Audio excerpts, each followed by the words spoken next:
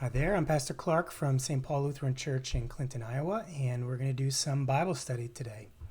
This week, Matthew 14, feeding the 5,000, maybe a familiar passage to you, but hopefully will bring some new light to it. So, when Jesus heard this, let's stop. This is the news about the beheading of John the Baptist by Herod.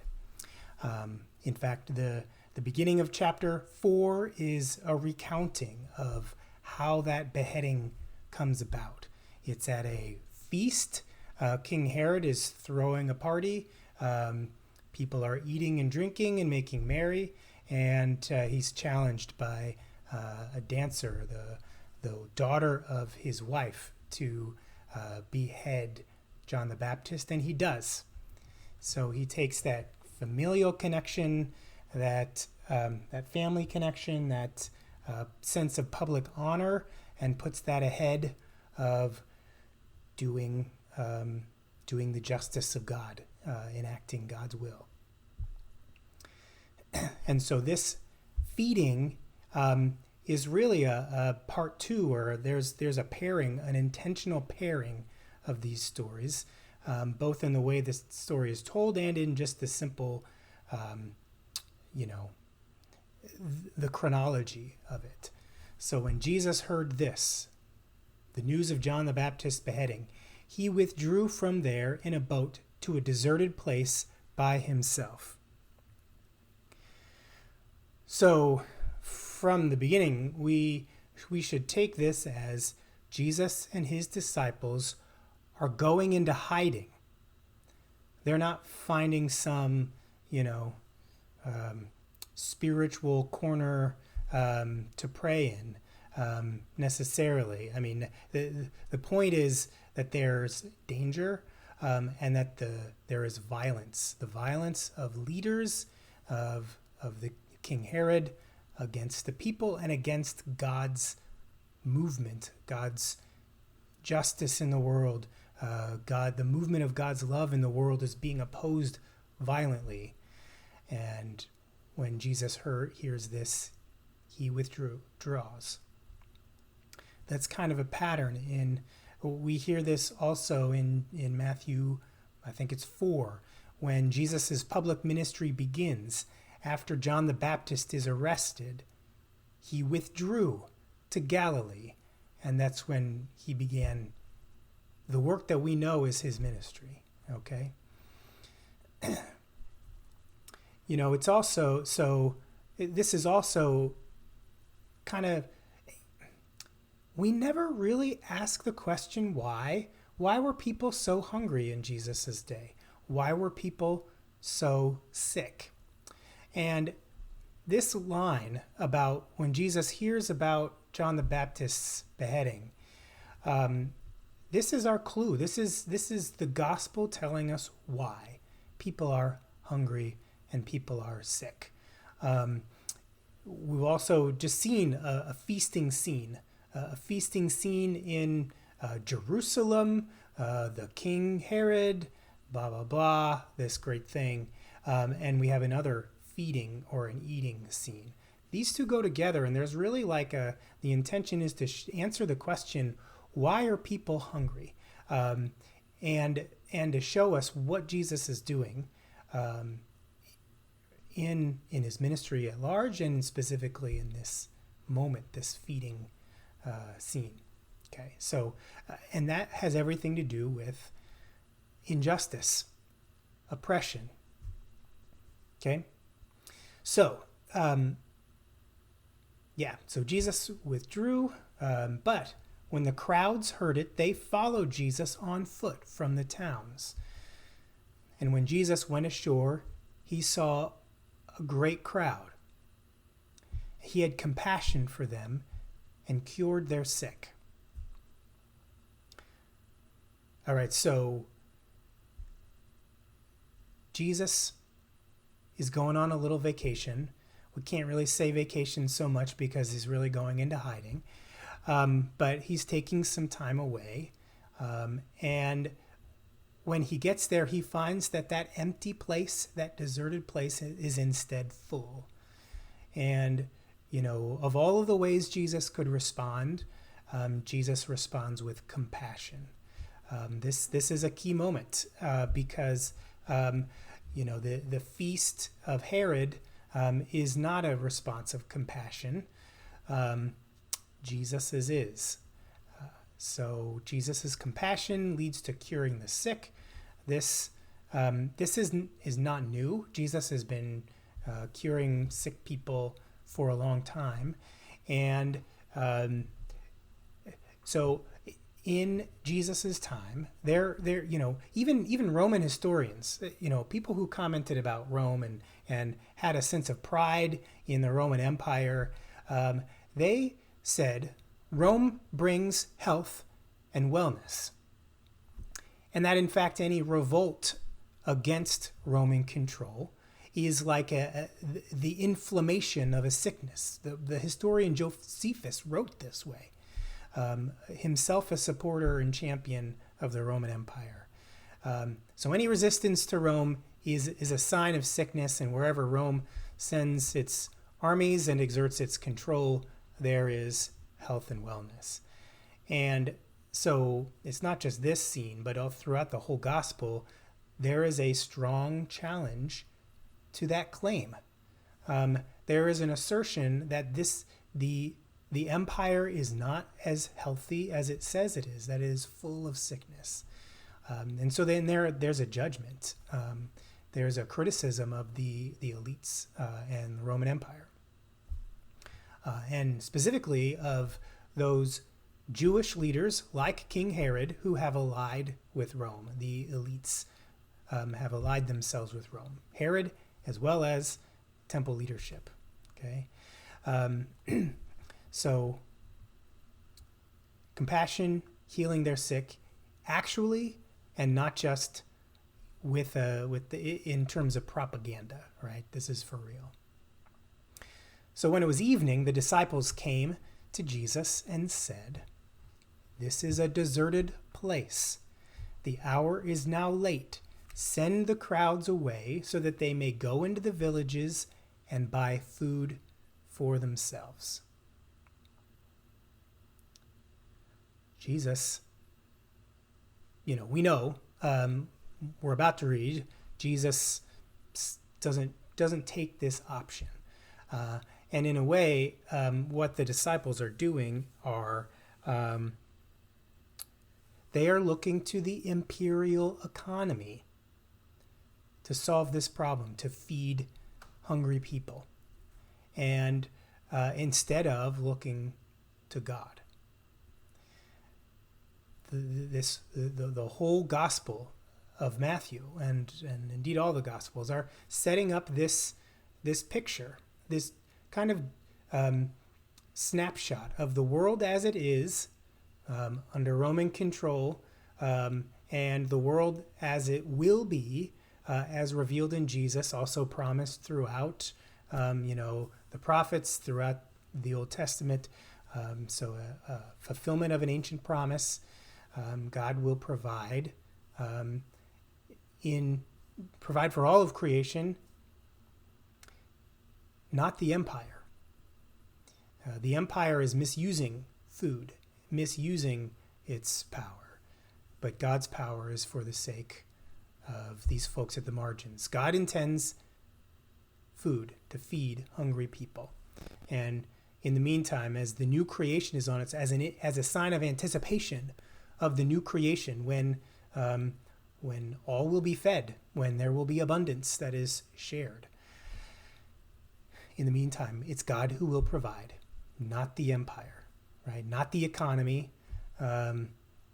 So Jesus answers them, says to them, they don't need to go away. You give them something to eat. Jesus has been teaching all along. And he's saying, if you say you believe this, let's do it. Do what you say you believe. And they answered, we have nothing here but 5 loaves and fish. In another gospel, it's a young boy who produces the 5 loaves and 2 fish, but here we don't know where they come from. Jesus said, "Bring them here to me." Then he ordered the crowds to sit down on the grass, and taking the 5 loaves and 2 fish, he looked up to heaven. He blessed and broke the loaves and gave them to the disciples, and the disciples gave them to the crowds. Important note there that the disciples are involved, right? They're part of this miracle. Just as much as Jesus lays hands on the loaves and fish, so do the disciples as they are passing them over to the people. All ate and were filled, and they took up what was left over of the broken pieces, 12 baskets full, and all those who ate, and those who ate were about 5,000 men, besides women and children. So, a scene of abundance, right? This feeding is a sign of the coming new creation, in anticipation of that old ancient promise that God made. There is a foretaste, in a sense, of the feast to come. All ate and were filled. This is in contrast to what happens when King Herod feeds people. It's just the elites, the urban elites, who eat at the expense of the poor. But here, it's the poor who eat, all who eat. And then this overflow, the leftovers, filled 12 baskets. Another symbolic number of wholeness and fullness of a symbol of all the nations eating. And then we get the numbers, the huge crowd. So there's really a lot going on here, and we usually don't have ears to hear the way the gospel presents it.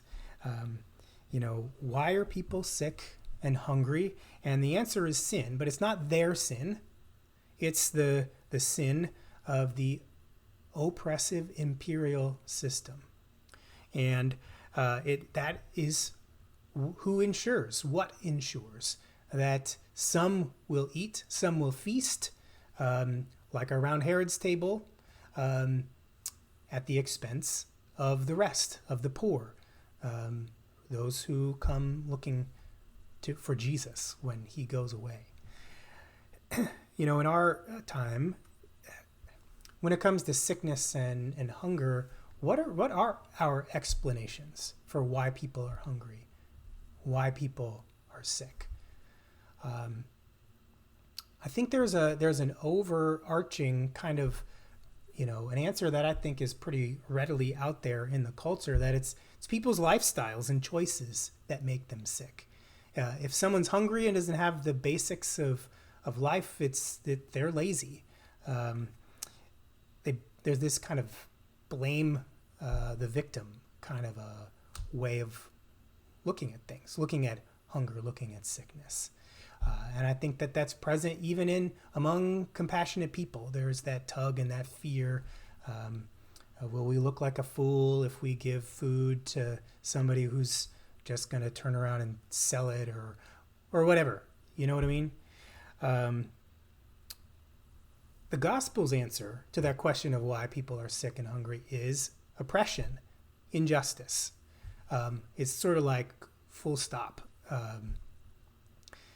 And it may be that our experience of COVID these days is perhaps awakening some to the reality that, what governors, what presidents do or don't do has a big influence on who gets sick, on how healthy and well or unhealthy and sick society is, people are. So all of those why questions are really in the framing and the pairing of this story. This Jesus is feeding the 5,000 with the story of Herod and his feast. All right. There's like at least 4 takeaways from this. One, that God intends to feed hungry people. The second one is that just as God promised, in what Jesus does here, God is sustaining all creation. God is the source and sustainer of creation. And That's an anticipation of the new creation that God will bring about, in which there will really be abundance that is fully and fairly shared. The third is that there's a criticism. Jesus is criticizing Herod without words. And what's the line? It's the best critique of the bad is the practice of the better. And that's what Jesus does here. He practices the kingdom of heaven by making sure that the poor eat, that no one is excluded, that there really is abundance and it's shared. And the fourth is a liberation.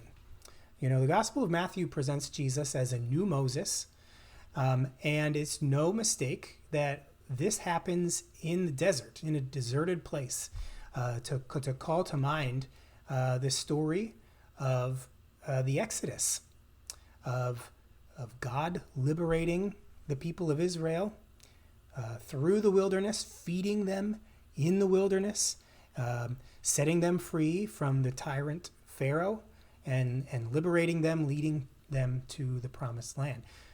That's what is happening here in the wilderness. Jesus enacting that role of a new Moses, as a liberator, as a prophet. And the beneficiaries of this meal are not the powerful, but the poor and the marginalized. Here on the margins. Here is the wilderness, the deserted places. This is a place that is of no value to the elites. And yet it is a place of great value to God, to God's purposes. In fact, is a threat to the center from the margins, and a judgment on the center. So I really invite you to go back and reread the Gospel of Matthew with this lens of how there is this sense, in our conversations about why they're hungry and sick people, injustice and oppression. Those are often a very small, if at all, the reason that we cite. We don't talk about the policies that create that hunger and that sickness, or of the systemic and structural reasons why those exist. But that in Matthew and in the other Gospels really is a focus of what Jesus is doing, creating alternate structures, one that really depend on God. And in the sense of depending on God, it means enacting God's will. So that the kingdom of heaven really is this marriage of interchange, the experience of love, that it transforms the person from within, a marriage of that with external change, collective change, with a new kind of community that acts in the way that Jesus acted, and embodies the new creation, the one that we anticipate, that we hope for, where all are fed, and there is a real sharing, as opposed to the structures of our world that ensure some eat while some feast, while the rest at the expense of the poor, and the rest go hungry. So there you go. Hope that sheds some light to you on the generosity of God, and on the mission of Jesus in the world. Sheds some light on our world today, and gives us a renewed vision of who we are called to be, who God is for us today. Blessings.